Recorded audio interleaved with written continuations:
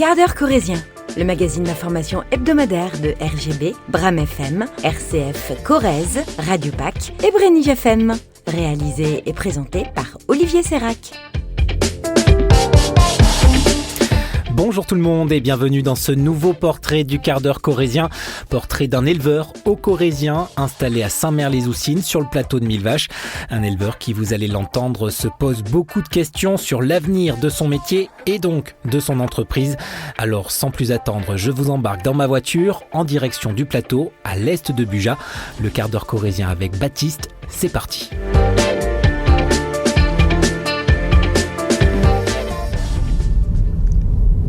Et bien voilà, nous sommes le 2 février et nous avons rendez-vous aujourd'hui avec Baptiste Eyma. Baptiste Eyma, c'est un agriculteur, un éleveur que j'ai rencontré au mois de septembre dernier, en 2025 du coup, après une grosse mobilisation de la FDSEA et des jeunes agriculteurs qui appelaient à faire une battue contre le loup. Donc vous l'aurez compris, Baptiste Eyma est éleveur de vaches mais aussi de moutons. Et c'est un petit peu pour comprendre un peu son engagement, comprendre sa vie, pourquoi il a voulu faire ce métier-là que je me rends chez lui aujourd'hui. Il m'a profondément marqué cet homme parce qu'il n'avait pas de discours contre le loup assez féroce, quoi, contrairement à certains autres agriculteurs qui étaient présents. Et c'est pour ça que j'ai souhaité prendre un petit peu plus le temps en tout cas de discuter avec lui. Donc on se rend chez lui à Saint-Mère-les-Oussines, on est en plein sur le plateau de Millevaches, plateau donc où une meute de loups s'est installée il y a quelques années maintenant et qui visiblement aussi fait pas mal de ravages puisque selon les données de la préfecture de la Corrèze, alors elles étaient publiées en fin janvier, mais il y avait eu 87 attaques recensées par l'Office français de la biodiversité. Sur ces 87 attaques, 50 sur lesquelles l'Office français de la biodiversité, l'OFB, donc a conclu que la responsabilité du loup n'était pas écartée. Et sur ces 50 attaques, il y a quand même eu 222 ovins qui ont été tués ou blessés. Pareil pour 6 bovins et un chien de protection qui lui a été blessé. Dans 400 mètres, tourne à gauche. C'est assez rigolo parce que plus je m'approche de mon lieu de rendez-vous, plus les routes se raccourcissent entre guillemets, ou s'étroitissent en tout cas. Donc là j'aperçois au loin cette ferme, j'ai l'impression. Un grand bâtiment, avec une immense remorque devant aussi. Je me doute que c'est par ici. Et me voilà donc arrivé à Véjan. Voilà, on est arrivé. Adieu.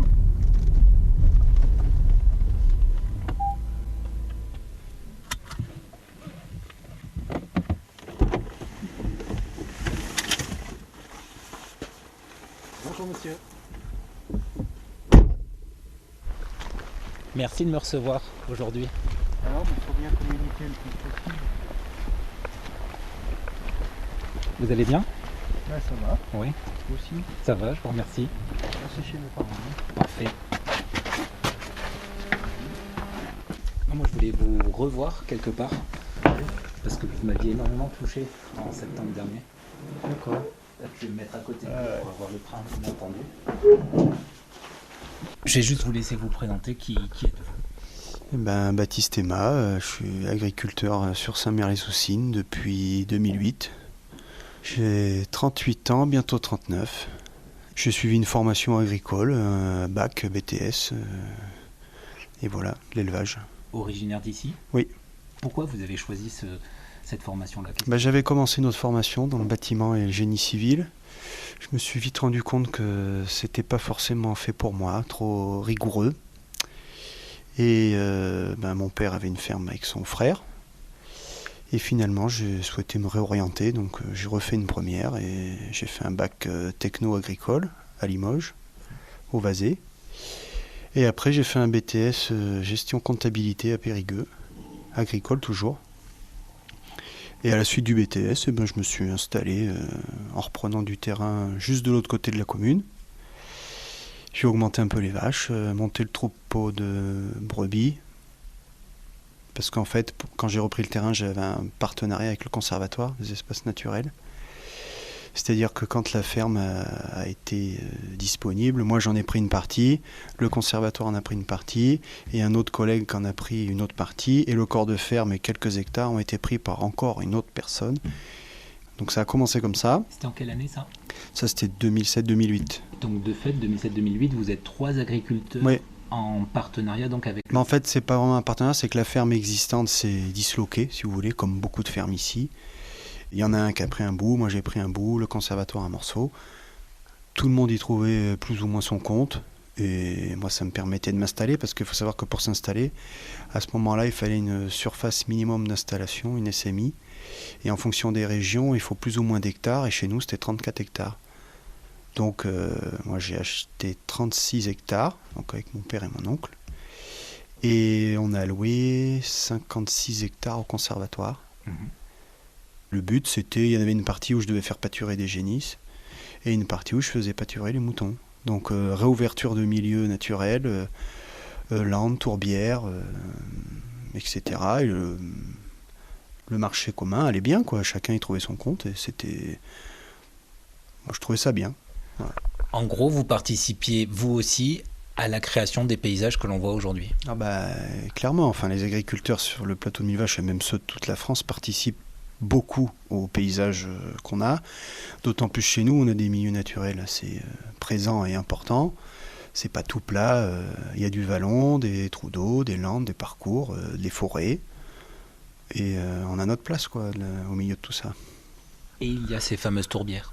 Et les fameuses tourbières, oui, qui sont très importantes, les réserves en eau, mais sans pâturage, les réserves en eau, bah, ça va devenir des forêts, quoi. Donc voilà. Clairement, une tourbière, comment ça s'entretient ? On ne peut pas mettre de vaches dessus, j'imagine. Bah, les vaches peuvent y aller, mais c'est-à-dire qu'elles n'y trouvent pas forcément leur compte. Elles ont plutôt tendance à faire un petit peu plus de dégâts parce qu'elles ont des plus grosses pattes, alors que le petit ruminant, il est taillé pour ça, quoi. Il est petit, il pèse pas, il trouve son compte. Alors après, il va pas ressortir gros, mais il va réussir à trouver ça, de quoi vivre, quoi. Donc là, en fait, quand... 2007-2008, vous avez ce projet-là, c'est vraiment de participer à l'économie locale, de faire venir aussi du tourisme. Bah en fait, à ce moment-là, pour moi, c'était une façon de m'installer. Donc il y avait un deal qui était avec le conservatoire, on s'est très bien entendu avec eux. On a augmenté significativement le nombre de moutons qu'on avait, parce qu'on en avait une poignée. Là, on a commencé à développer l'affaire, à faire les parcs. Et pour nous, c'était une diversification de production, parce qu'à ce moment-là, le bovin, c'était pas fou. Le mouton non plus, mais bon, on n'avait pas tous les œufs dans le même panier. Et si vous voulez, le loyer, comme demandait le conservatoire, était dérisoire. Donc l'un dans l'autre, je mettais un peu de MAE, de mesures agro-environnementales, c'est-à-dire réouverture du milieu, etc. C'était des plans de plusieurs années. Ça me faisait un complément de revenus, ça me permettait d'entretenir les clôtures. Et voilà, je faisais pâturer mes moutons sur ma ferme, mais pas sur des prairies productives, on va dire. C'était une sorte d'estive. Et c'était gagnant-gagnant, quoi. C'était vraiment un bon compromis. Donc après, en parallèle, c'est sûr que ça participe à l'entretien de l'espace local. La bruyère sur le plateau de Millevaches, c'est quelque chose qui était là bien avant les sapins, qui couvrait tout le territoire. Donc qu'on en remette des zones par-ci, par-là, moi je trouvais l'idée plutôt bonne, quoi. Surtout sur des terrains qui valent pas grand-chose, quoi. Donc c'est aussi une façon de diversifier la production, de s'assurer également un revenu, très sincèrement. Ah oui, la diversification permettait aussi d'avoir un complément de revenu par rapport à l'atelier bovin. On vend des agneaux, il y a des petites primes sur les moutons, hein. Bon, c'est pas une fortune, mais enfin c'est toujours ça. Et mis bout à bout, si on arrive à limiter les charges sur l'ovin, on arrivait à gagner un petit quelque chose, quoi. Non, tout avait sa place, quoi. C'était censé. Tout ça, donc, c'est avec votre frère ? Alors, depuis, mon frère nous a rejoints en 2014, il a pris la place à mon père. Donc, on a fait de 2014 à 2021 avec mon oncle, donc on était 3. Et depuis fin 2021, notre oncle a pris sa retraite, donc on n'est plus que 2. On s'était dit qu'on gardait le même nombre de bêtes et qu'on verrait si on s'en sort ou pas. Bon, il se trouve qu'aujourd'hui on s'en sortait, mais on a plusieurs problématiques sur l'atelier au vin. Même nombre de bêtes, donc c'est quoi ? On a 250 mères vaches, donc 125 chacun à peu près.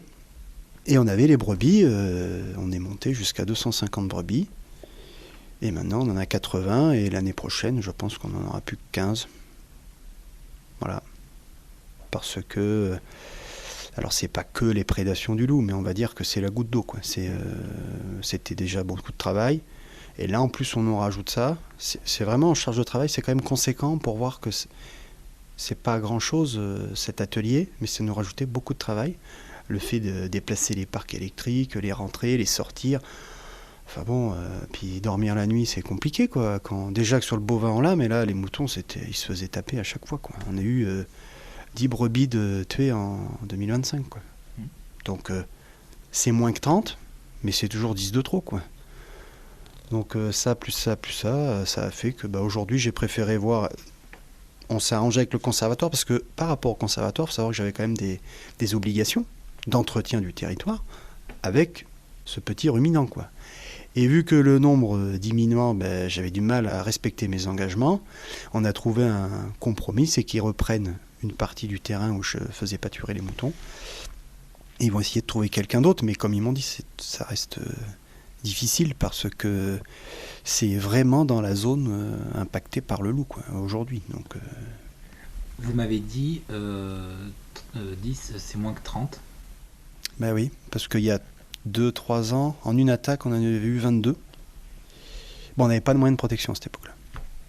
Parce que les moyens de protection limitent, mais il y a quand même des pertes significatives, même si ça limite. C'est vrai que sur le coup, ça limite. Au lieu de 30, on en a moins. Moyens de protection, ça veut donc dire... Eh bien, on a une gamme de protection, donc le filet, le patou, et après, en dernier cas, il peut y avoir aussi un berger. Donc après, sur chacun de ces moyens, il y a des moyens de subvention, donc plus ou moins en fonction de ce qu'on engage. Nous, on s'était dit, vu que c'était de la diversification, qu'on allait commencer par les... Enfin, on n'a pas vraiment eu le choix, on nous a fait comprendre que si on voulait continuer d'être indemnisé, il fallait mettre en place des moyens de protection. Donc on a mis les filets. Et le deuxième moyen de protection qui est retenu par la DDT, c'est la visite hebdomadaire. Donc ça, on le faisait quand même 2 fois par jour. Donc on avait nos 2 trucs de protection. Et à la fin, ça suffisait plus. Il fallait mettre les brebis toute la journée dans les parcs électriques. On ne peut pas électrifier 40 hectares avec du filet de 1,20 m de haut. Enfin, à un moment donné, il faut quand même être raisonnable. Un filet, ça doit coûter 150 €. Ça paraissait peu judicieux, on va dire. Et nous, on a la chance d'avoir un autre atelier à côté, le bovin, qui marche plutôt bien en ce moment. Donc la question, elle a été vite réglée, quoi. Ça fait plus de peine à mon frère qui est très attaché à la production de brebis, enfin des ovins.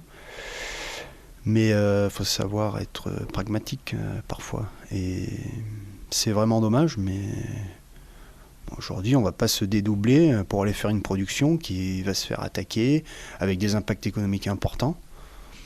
Moi, je ne vois pas l'intérêt, quoi. Vous, ce loup, vous n'avez rien contre lui quelque part?